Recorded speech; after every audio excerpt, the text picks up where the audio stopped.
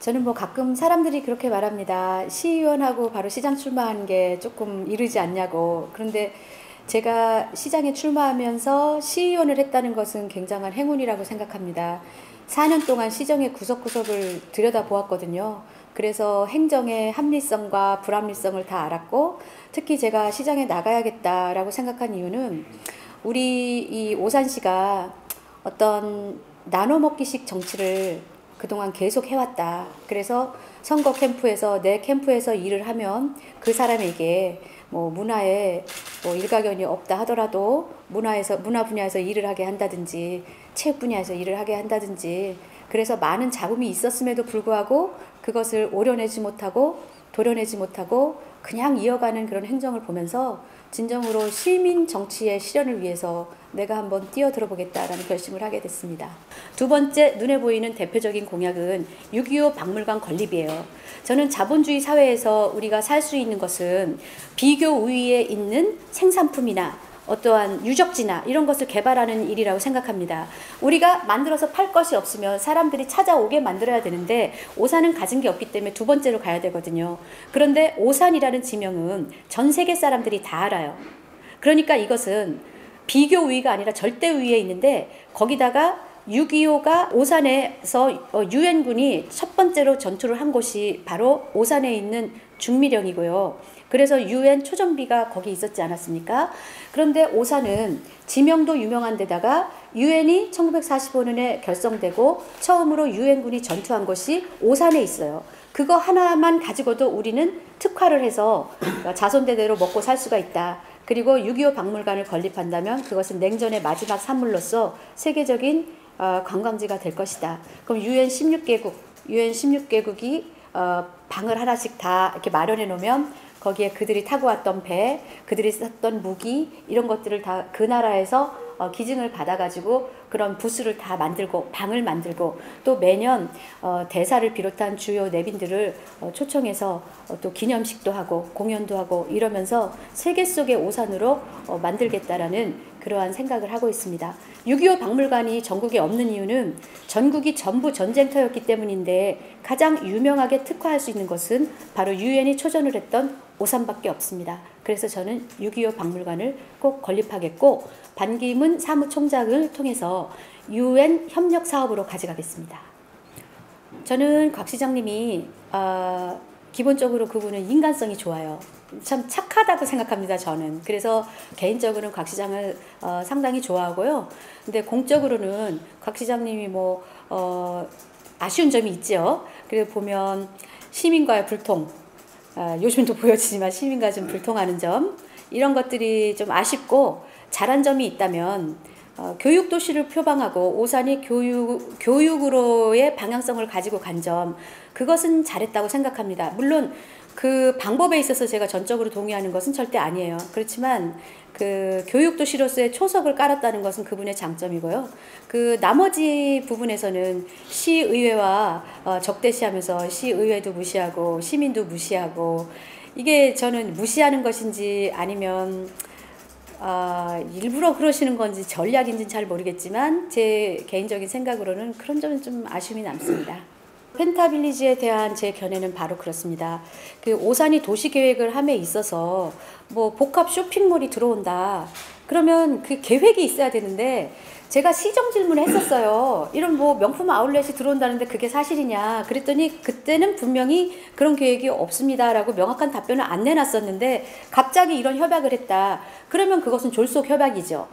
그리고 그런 계획이 원래 있었다라고 말한다면 시의회를 속인 거죠. 그러니까 빠져나갈 구멍이 없는 거예요. 거기다가 이렇게 거대한 프로젝트를 진행하면서 한 번도 시민의 의견을 묻지도 않고 시의회의 의견도 묻지를 않았다.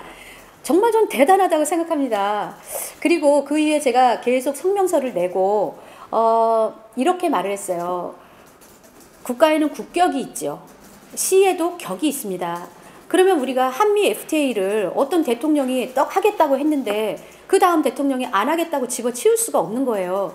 그래서 또 재협상하고 그러지 않습니까? 그러면 이것도 마찬가지로 임기를, 이건 2달이 아니라 1달이죠. 곽 시장님이 재선에 나온다면 옷 벗을 날이 1달 됐나요? 1달 남았나요? 그럼 그 한 달 동안에 다 하겠다는 건데 이것이야말로 졸속 행정인데 거기에 제가 성명서를 내고 저뿐만이 아니라 많은 사람들이 이것을 위해서는 다시 한번 점검을 해봐야 된다. 저는 뭐라고 얘기했냐면 협의체를 구성해서 처음부터 다시 보자. 만약에 시에도 격이라는 게 있어서 이걸 밀고 나가야 된다면 예를 들면 오산 오색시장에서 롯데 펜타빌리지가 뭐 쓰는 식자재의 몇 프로를 가지고 간다든지 예를 들면요. 그러한 협약을 이끌어낸 다음에 그것이 어떤 명확한 결론이 도출되지 않으면 그때까지 유보되어야 된다고 보거든요. 그런데 지금 오늘 아침에 또 놀랍게도 해외 벤치마킹단을 꾸려서 시민의 세금으로 해외 나간다. 이것은 말이 안 되는 게 벤치마킹을 하려면 협약식 이전에 했어야죠. 그걸 지금 와서 이 반대를 무릅쓰고 하는 이유가 뭡니까?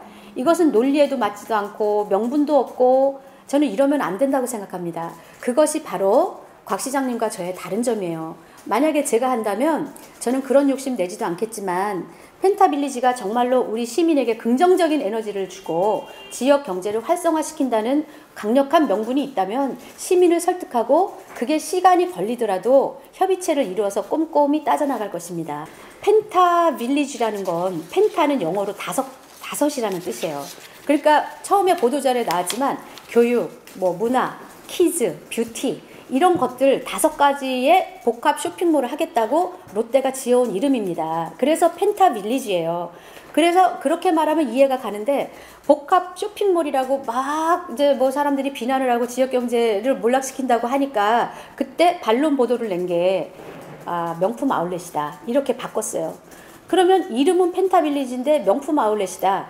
그래서 이미 기존에 있는 명품 브랜드도 그 펜타빌리지 안에 들어가서 상생할 수 있도록 우선권을 배려하겠다. 이런 보도를 했는데 그러면 갑자기 복합 쇼핑몰에서 명품 아울렛으로 갔다 그러면 이름은 5개 하겠다고 해놓고 명품 아울렛만 하겠다는 겁니까?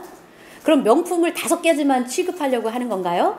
샤넬, 클리니크, 이런 거 5가지만 하려고 그러는 건가요? 그건 아니잖아요. 그러니까 눈 가리고 아웅이에요.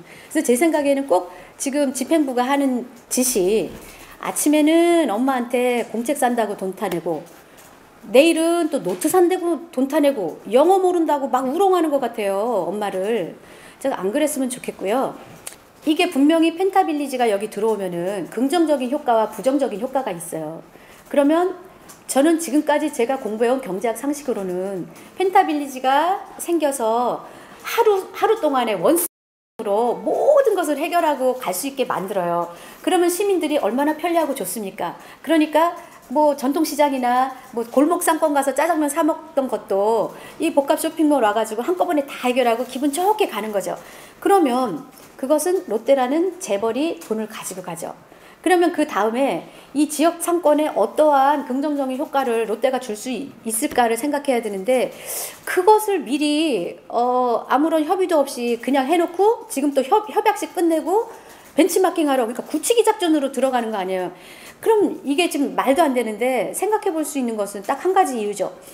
부정적으로 생각하는 소상공인, 그 다음에 긍정적으로 생각하는 소비할 수 있는 일반 시민 이렇게 표를 계산할 때 이 소상공인보다는 긍정적으로 생각하는 일반 시민의 표가 더 많을 것이다. 오산에도 그런 거 하나 있어야 되지 않냐 이렇게 생각하면 그 표가 훨씬 많은 거죠.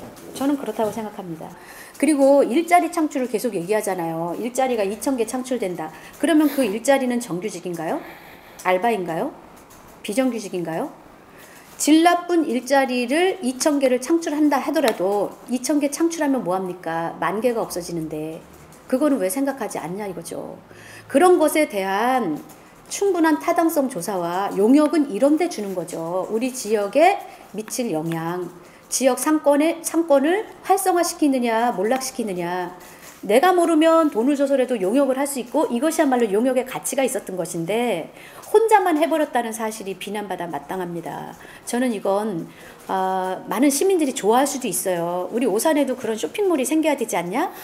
그러면 그렇게 생겨야 되지 않냐? 라고 말하는 시민들은 복합 쇼핑몰이 생기를 원하는 거예요. 5가지 하는 거. 명품 아울렛만 하기를 원하지 않습니다. 시민들은. 그런데 어제는 펜타빌리지, 오늘은 명품 아울렛.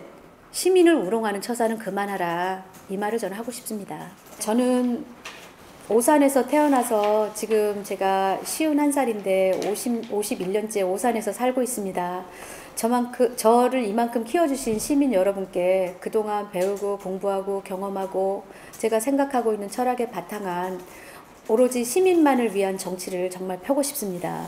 지금처럼 나눠 먹기식 정치, 자기가 수장이 되었다고 자기 친한 사람에게만 자리를 나눠주는 그런 정치, 이런 독재를 물리치고 아무 욕심 없이 사심 없이 시민들을 위할 수 있는 그러한 정책으로 저는 시장을 하고 싶습니다. 그런데 저보다 더 사심 없이 시민들을 위해서 일할 더 영향력 있는 사람이 있고 능력 있는 분이 있다면 그분이 시장을 해도 된다고 저는 생각합니다. 그러나 지금 나와 있는 인물들 중에서 시민을 위한 정치는 제가 가장 잘할 수 있지 않을까, 저는 그렇게 생각합니다. 저는 여야를 아우르는 상생의 정치를 하겠습니다. 시민을 겸손히 받들고 시민의 의견을 받들어서 꼭 시민만을 위한 그런 정치를 해보고 싶습니다. 그래서 시민들에게 언제나 감사하고요. 성호초등학교 졸업하고 오산여중 나오고 또 안양으로 갔고 그 다음에 박사학위는 고려대 국제대학원에서 받기까지 외부 도시에서 많이 있었지만 집은 항상 오산에 있었고 오산의 발전사를 처음부터 지금까지 지켜봤습니다. 누구보다도 오산을 사랑하고 오산을 이해하는 저 최인혜가 만약에 시민 여러분들께서 기회를 주셔 시장의 역할을 할 수 있게 하신다면 4년 동안 궁궐 쇄신해서 오산을 발전시켜 보겠습니다. 감사합니다.